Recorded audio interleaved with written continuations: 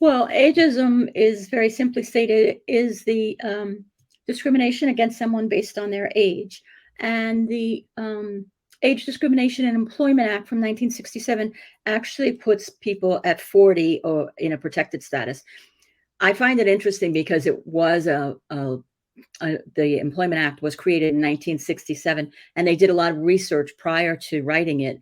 And so even then, 40 was the discriminatory age, and today it's even earlier. But ageism appears both in job searches. So you can see a job posting that might say something like a cultural fit or a digital native, something high energy or energetic. Those are all code words for, we're not going to look at older people. When you are an employee and you're experiencing, and I know firsthand, age discrimination, you might be overlooked for training, for conferences, for promotions. You'll be passed over for any of those. There might be microaggressions where someone either says, can you keep up? These are indirect, targeted comments that you might, when you first hear them, think, oh, that's okay, but it's not. Or someone calls you hon or sweetie. We need to push back on those behaviors because it will never change unless we do. And we can always do it politely. We can just say, I'm sorry, I'm not sure I heard you correctly. Make them repeat it, put the focus on someone who does that, and then they tend to back off. When it comes to promotions or training or conferences, you need to confront your managers or HR and just go through your performance records, go through your achievements and say, I'm not sure I understand why I wasn't selected to go to that training. So I think that's one of the important things. That's basically, in a very short nutshell, what ageism or age discrimination is. But the key is confronting it and pushing the envelope so that it will eventually change.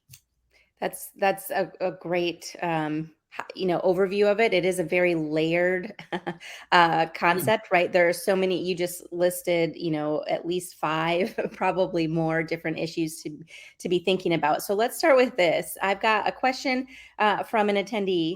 And we'll get into maybe some more of the tactical things in terms of resumes and cover letters in a bit. But the question is, what is the best way to transition to a new job as an older person? I'm 64. Well, I think that the best way to transition, and I'm not sure if you're referencing that you're pivoting or you're just going back into the workforce, but it's important. One of the things that I always stress, and as I said, at my age or many of people's age, we're used to where you had to go to the library to do research. You had to do your explorations manually. We think it's easy today because it's at our fingertips on our laptop, but it's far from easy because it's time consuming. So I think transitioning is number one, doing research so you understand what the company that you're or the industry or the career change that you're looking to do, you understand what that entails.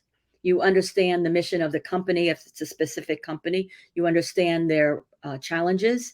And then you have to go with an open mind. Research has shown that cross-generational teams are more successful and more productive. So you need to keep that in mind. And you need to, number one, I think, offer to mentor or seek to be mentored if it's something that's entirely new to you, but be open to that exchange because that will make for a very successful future with your position and your role in the company that you're either mentoring or being mentored, and that you're acknowledging that despite the experience and everything you bring to the table, you have things to learn. And so you need to be open to that.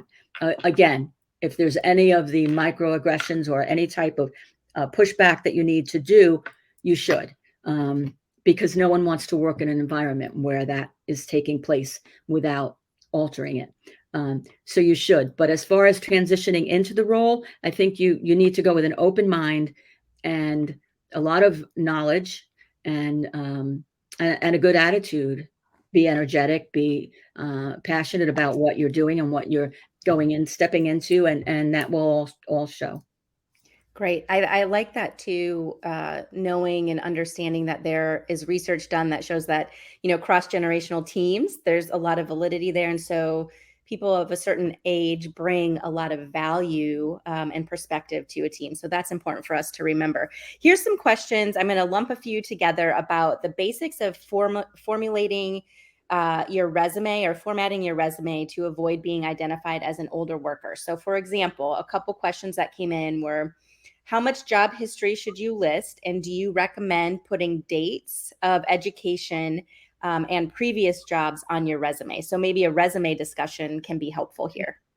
Okay, well, there are a lot of opinions out there and a lot of services that write resumes for you. But as a recruiter who still and a recruiting manager who still talks to the people who worked for me before as recruiters, number one, I think you need to remember that recruiters want you to make their job as easy as possible. Again, studies have shown that recruiters 6 to 8 seconds will look at a resume and decide if they want to continue. Not that they'll see the entire resume, but do they want to continue? So it's important that, number one, that you're getting through the applicant tracking system. So many services will create resumes for you with columns or graphics. The applicant tracking systems read from top to bottom, left to right. And so if you have columns, the applicant tracking system might stumble over those words, and therefore you're not going to get through the system to the recruiter or the hiring manager that you need to be at. So beyond that, your resume itself should be a classic format. It should include a simple classic format that includes in the header, your name, your cell, your email, your city and state, no street addresses anymore, and your LinkedIn URL if you have that. Then you should have a professional summary. You should never use the word objective anymore. That's been gone for a while. And anything like that, where you have your street address or you have the word objective or you have other things, that's how they're going to date you. And what your goal is, obviously, be considered for the job, but to get to the next step, to get to where you can be in their face and sell yourself. So after the professional summary, you should go to a chronological work experience, which should not exceed 10 to 15 years, ideally. Now, if you've been in one company for more than 10 to 15 years, then you should do a progression within that company. So you're starting closer to where you are. You should also remember, when you go back further, for example, my 30 plus years, when I started as a recruiter, the verbiage talent acquisition wasn't used. Mm-hmm. You need to be familiar with what your role is, but what the verbiage is today, and how your background applies to that. But you need to identify it. So if you're putting skills or achievements, you need to use the verbiage that's being used in the industry. So ideally, you should look at 5 or 6 job descriptions for the job that you want to find. You can do it from across the country. It doesn't matter, because what you're doing is looking at where they overlap, what they're looking for, and how they're describing it, so that you can tweak your skills and your experience, which you have to be obviously completely honest. You can't create new ones, but you can present them with the same verbiage that the industry is using today, so that you will be looked at as current. And so after your chronological experience, then you have education. No dates on education. You should try not to exceed, ideally, absolutely not to exceed 2 pages. 1 page is not necessary, but more than 2 is not good. You should also be sure to include soft skills. So many of us who have been in industry for many years, or have done other jobs for many years, whether it's parenting, caregiving, whatever it is, you've had skills from those, and those are soft skills, whether they're team management, whether they're time management, communication, whatever it is, independent worker, those should be included in your skills, because those are important today. So that's the very basics of what it should look like. Very good. And do you, what are your thoughts on functional resumes? Is that considered an acceptable format? It kind of sounds like probably not, but if you're looking to change your focus after a full career in another field, would there be any merit to doing a functional resume? Actually, as you just explained, Tony, it depends on on what you're trying to do. So Mm. it does have a place, but I would say, yes, absolutely. It's the exception, not the rule. And it just, if you're making that pivot or the transition, you may need to create something along those lines to get your foot in the door. Okay. Okay, great. Now we get this question a lot, so I am really curious what you will say about it, especially since you were in recruiting and talent acquisition. Why do some job application forms require you to enter the start date and end date of your college education? This seems like a prime opportunity for ageism. Oh, it is. It absolutely is. And depending on the system, you can use 9999 in Oh. in the dates space, and it'll get you through. Usually, I'm sure they've created some exceptions, but usually that will work. And of course, that might be a red flag for them that, oh, they're hiding it. But some might not even notice. Depends on recruiters aren't reading. They're usually not reading that unless there's something else that makes them go, oh, maybe I should look and see. So you might just get through, or they're looking at your resume and not that application form. So, but usually the 9999 will get you through. Okay. Oh, I did not know that. All right. So, how is there a way to decipher if it is ageism versus skill set, especially while job searching? I'm not sure again if you're deciphering in the job posting or in a one-on-one person. In a job posting, you can decipher by some of those words that I mentioned before, whether they're saying digital native. It's not skill set. Then it's that they're looking for someone young, and they're trying to say that younger people were born with computers, which we all know they were. So I think some of the verbiage, if it's a job posting, will give it away, whether it's skill set or ageism. And then as far as interviews or hiring managers, some of them can be foolishly very forward about it and just ask you questions on dates, or some of them will be more subtle and try to bring up a question about children. Or I had one client who said that she would talk about her grandchildren as the children, but never mention that they were grandchildren. Mm. So I mean, some of them are not as subtle as others, but another thing I always say, from the moment that if you get past the applicant tracking system and into the cage, whether it's Zoom or whether it's in person, from the moment they see you, they're judging you. They're Mhm. judging how you sit, because women tend to sit forward and be less confident. Men sit back and look like that they're in charge. So that you're being judged, what you're wearing, how you're acting, high energy. What are you carrying? It's all how you're being judged. So it's again. I worked for a person who was a very strong age discrimination person, but very subtle about it. Always knew how not to get in trouble, Mm. how not to put it where it would get into trouble. So you just have to be sensitive to it. But the only thing that you can control is yourself, and Sure. overcoming it by yourself. Sure.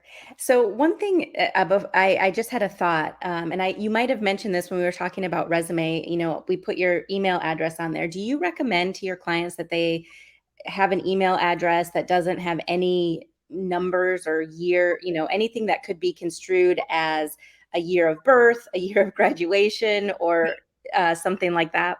Right. I do see a lot of those. I think it's always better to leave the numbers out, but also depending on, if you're on Outlook, you're going to be judged if you're on Outlook or Yahoo or so. From my perspective, and because emails today, I think for everyone, people can drown in emails easily. The best thing to do is to create a Gmail account just for your job search, Mm, so that you won't miss an email, and it'll all be in one place, and it'll be a very simple and discreet email address. So that's excellent. my suggestion. Good. Thank you for that. Next question we have. This is one that we get a lot too. So I'm glad that somebody wrote this. In my job search, I have heard the term overqualified many times. I feel this is code for too old. Any suggestions on how to combat this? again, the important thing for the overqualified title is for you to do your homework. For you, and I hate to always put the burden on the person looking for the job, but unfortunately, that's where it falls. And the only way you're going to get your foot in the door or be successful is to accept that. And so, to do away with the overqualified is to look at, again, research the company, what's going on with them, what's in the news about them, what's their mission statement, what have you done, despite being overqualified, what have you done that you can bring to the table to get what they need done easily? Because again, the goal for the recruiter and the hiring manager is to hire the best person with the smallest learning curve to do the work in the budget that they have. So, you need to have stories available in your head and have information available in your mind related to what they need done. So you need to do the research to find out what it is they need done. Then you need to talk about your passion for whatever it is they're doing. How you are just super energized by what their goal is or what their mission is, and talk about your commitment and your excitement at being challenged with new situations and being able to contribute in new situations. So you just need to make it into a positive that the experience and the expertise are both incredibly time and cost effective for them. And so you need to indirectly educate them on that. You need to make them understand that what you bring to the table is going to help them, and that you're interested because this company, this project, this mission that they are on is of interest to you. It's exciting to you and you're passionate about it. So yeah, I think that is the best way. Yeah, I think that's good too. And sometimes for folks when they're applying to jobs when they're, when we're older, they're maybe applying to a job that might be at a different level seniority wise. And so it's that passion about working in that specific area that maybe they haven't been able to do for the last several years because they've been managing people or whatever it might be. And to return to, your first true passion in marketing or whatever the company is looking for, I think can make a difference. So that's really great. Yeah, absolutely. Let's see. Okay, so here's a question from a recruiter. Why is ageism not a bigger issue with corporations? I am a recruiter and DE&I is huge, but never mentions this ever.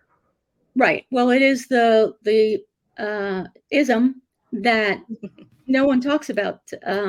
But I think that very slowly is changing for a number of reasons.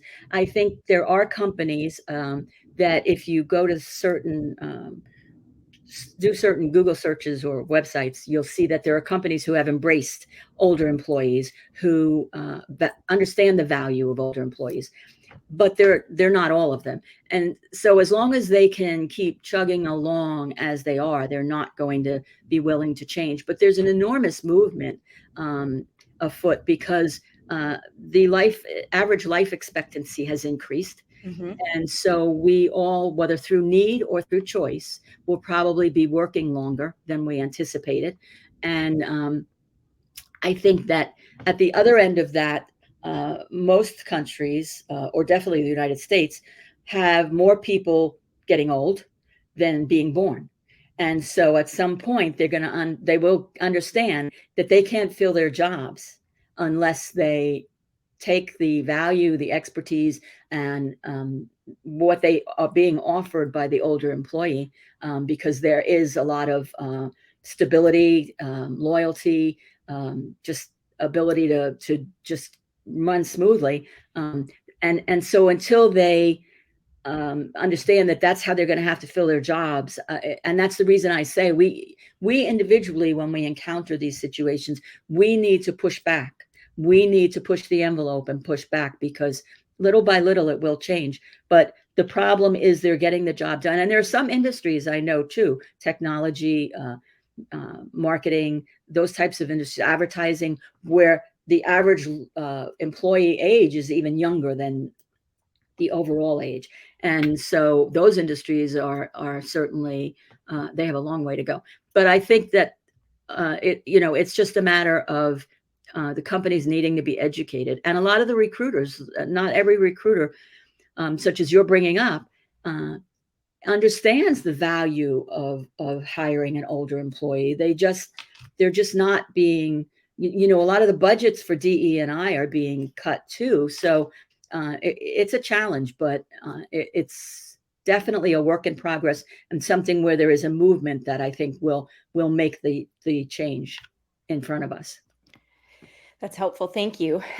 So you alluded to this a little bit with companies that are embracing, older employees, but one attendee said, it seems like all we ever hear about, and we're talking about this today too, are ways in which we can hide our age or overcome the discrimination that is going to be there. But is there any situation in which being older is actually better? And how can we find those roles if they exist? So you mentioned Google, but are there what is your advice for locating companies or roles that embrace, the wisdom and perspective of an older worker? Well, what I always suggest to clients is Google the word returnship, and you will find the companies who have returnship programs, which they do, I think, twice a year, spring and fall, unless it's changed. And those are very specific programs. But the point is, even if you don't fit that and you have to be coming from a gap. So I did have a client that got placed in a returnship program because she had come from a gap. But when you look at those, when you Google that returnship companies, you'll get a long list.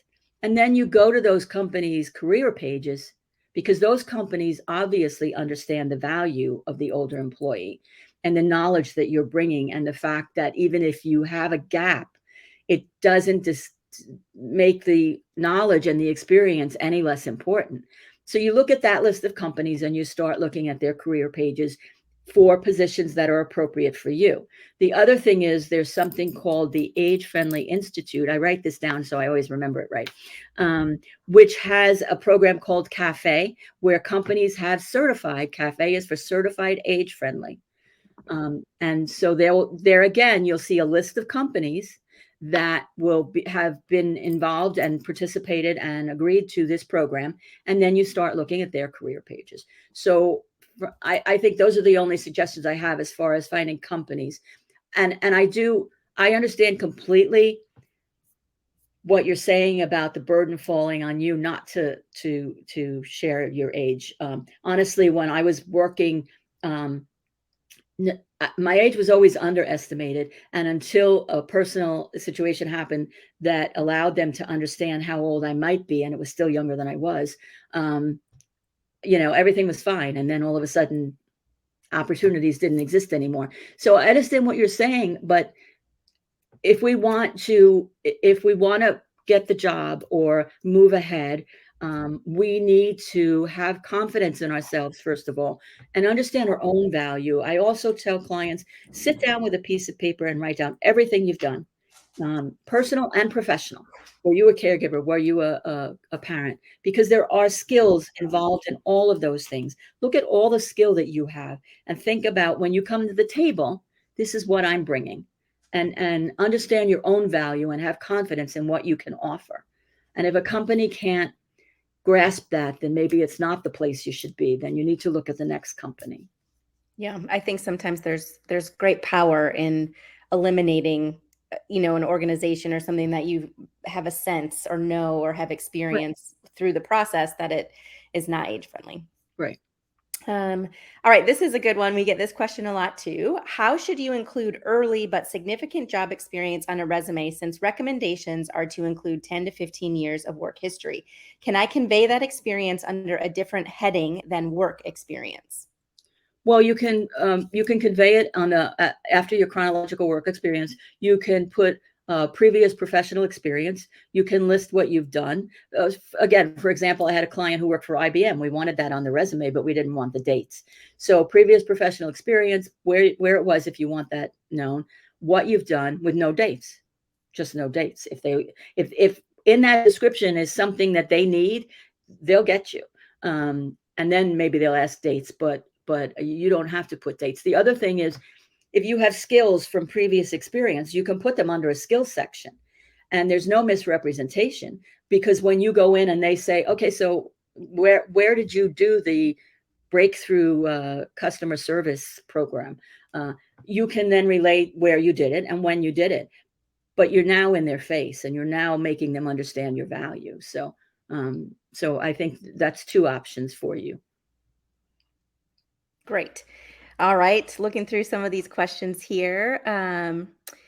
I am often asked in interviews what sources I follow to keep up on current trends. There are so many. I'd love your opinion on best options to keep up with current trends.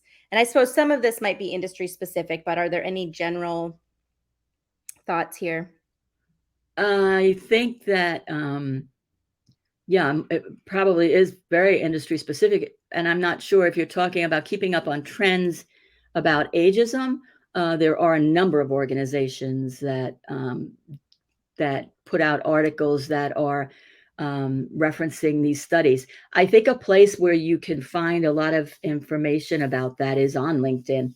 And when you go to the groups, so for example, if I used to recruit for pharmaceuticals, so I would be in all the clinical study and pharmaceutical groups on LinkedIn, because that's what I did. So if you look at LinkedIn groups and they're relative to either the job you're trying to find or the industry you're trying to get into, number one, that they may have suggestions, and number two, you'll get a lot of information in those groups. It's also professional organizations, whatever. If you look at studies or updates from professional organizations, they'll usually have references of where they've drawn this information from, and you can find out. But as far as job searching, I mean, obviously the number one today is Indeed, and then for company searches, you can go to Glassdoor and those types of things, and get a lot more information than years ago you could find anywhere. Sure. So there are a lot. I agree with you. There are a lot of sources, but it would have to be it would have to be targeted for it to be very useful to you. So we would need to understand more. Okay, got it. Good. Well, this I think is an important topic, and I think I know what you might answer on this. Are there ways to get around the applicant tracking system, like perhaps bypassing it to get your info in front of someone? So this is a topic I think that lends itself to the N word, networking, Yes. and we haven't talked about that yet. So maybe we can dive into that a little. Yes, absolutely my favorite topic, networking, for a couple of reasons. And one is the previous question about finding a job. I think the one study said 70% of jobs are found through networking, which is hard to believe. And you go, yeah, no. But networking isn't, again, years ago, when we did networking, we'd go to a professional event and we'd hand out a resume or a business card and we'd chat a little, and that was it. My perception of networking is that it's like planting seeds and waiting for them to grow, because you're building a relationship with people. So you start with a networking list, which should include family, friends, professional organizations, alumni organizations for whatever school you've been in. And then the big one for me is honestly LinkedIn. It's looking at, if you know the industry that you want to go into or a specific company, if you look at, for example, returnship programs, and you look at that list of companies and say, oh, I have the background. I had someone who was an engineer who was surprised that there were returnships in engineering, but also those companies were very active with older employees. So then you can filter down on LinkedIn to find people either in that company or in the job that you want to do. And you might have to reach out to 10 before you get an answer, but you can reach out and say that, you would greatly appreciate a Zoom coffee chat, because you're trying to make a transition, or you're trying to get a door open, or you're trying to, you're rethinking your professional journey, or whatever it may be. Most people, so when you find people on LinkedIn that are in the roles or the companies that you're interested in. You need to look at their profile. Maybe you have something in common. Maybe you went to the same school. Who knows? But the other thing is maybe they did a blog or are doing a blog. Maybe they were interviewed. Maybe they were quoted somewhere. So then you could say to them, I saw your blog, I saw your quote, I heard you on a podcast, and I am so passionate about what you said. And flattery gets you very far. So flattering people for what they offer, and it has to be honestly. You can't fake it, so to speak. So, but if you do your research and you find these people, and then you say, I really enjoyed what you wrote. I would really appreciate if you could put 15 minutes aside for me for a coffee. And as older employees, we have something to offer, whether it's that maybe there's a problem that you worked on in your career, or maybe there's a program that you created that pertains to what you see they're doing. And so maybe you can say, maybe I can offer you some steps for that. Or maybe just, I read this new book and it's phenomenal for managers of whatever they're doing.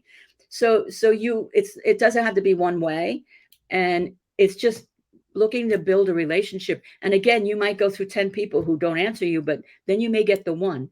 And as you get to know them, you can even say, would you consider mentoring me in my pursuit for this role? The point is that when they say people get these jobs through networking, it doesn't mean that this person's finding you a job. It means that they're now familiar with your name. And so if there's an opening in the company, you can approach them then and say, do you have any suggestions on the best way for me to get my background in front of this person? Or you can say to the person, if you're an interview, yes, I've been fortunate enough to meet so-and-so, and we've been developing a really great relationship. They've been so helpful. So that's how you use the networking. And that's where you're building that relationship, and where it's not just you with your hand out. That's not what it is. Right. But it's very important. It can be very, very important, especially with older employees, again, because you have a lot to offer. And so it doesn't have to be a one-way street, but you start with your list, and you let everybody on that list know that you're available. And if they know someone, or if they can get a door open for you, you're very appreciative. And then you go to LinkedIn and start looking for your networking there. And again, in groups. Yeah. If you're a public relations person, go to the public relations groups. Yeah, there are so many opportunities. And one thing that's pretty powerful, I think, when you think about, the power of networking is if I connect to you on LinkedIn, or if I connect to my sister on LinkedIn, all of her connections then become my second degree connections. And so those are the people that we want to get in front of or get to know. And it becomes easier, the more active and intentional you are about spending time doing some networking. Right. All right, two other topics I think we could cover. Hopefully, maybe we'll have time for more. But how do I explain a long period of not working? We've mentioned career gap a little bit. So if someone's been out of the workforce for 9 years and wants to go back in, what do you recommend? Putting that on your resume, mentioning it in a cover letter? What are your thoughts?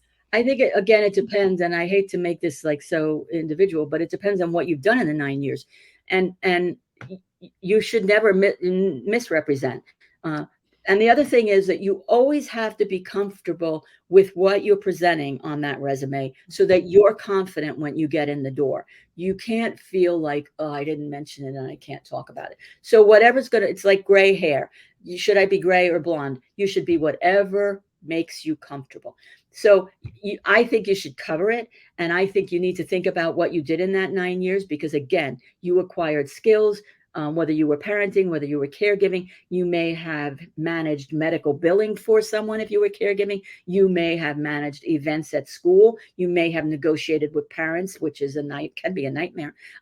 So whatever you've done, you need to sit down again and think about what were those things that you've done? What were the skills involved? And again, these are the soft skills: the team management, the team lead, the organization, the communication, and that you can then represent that aspect in your gap, if that's as long as you're comfortable with it. But that's what I think, and what you should be doing. Perfect. I think that's great advice. And it helps you control the narrative of your career, right? Right. Right. Instead of somebody else filling in those blanks for you, you want to maintain control as much as you can. Right. Okay, so we haven't touched on cover letters yet, and I see a question about cover letters. Can you offer some general advice and comments on them? Is it advisable to list skills, especially those not readily apparent on the CV or resume that employers list for the position? Um, I'm not a big cover letter fan, again, because recruiters have such limited time. But I think if you're pivoting or if you're doing something different, it's important to create a cover letter. I just had a client that created a cover letter because they were trying to pivot from corporate to nonprofit, and so they then have to make the case for that transition and how their experience and their skills will measure up in where they want to go. But to just reiterate your background in a cover letter is just more time that no one wants to waste. And so I'm not sure I would understand why the skills aren't on your resume, or if you feel like they're not represented on your resume. When you look at a job description, you need, yes, you'll have a basic resume that's a classic format. And the reason for that is that you create yourself. You should create yourself because you should be able to go in and tweak it. You should be able to say, again, if in this job they want someone with this skill, I'm going to make sure that's in there, and that it's very, absolutely show up there, standing out. That's the word. But anyway, so I think that you need to then review your resume. If it's that you want to make a connection to something you've done, your experience, and how it relates to skills that you don't have, then a cover letter is good.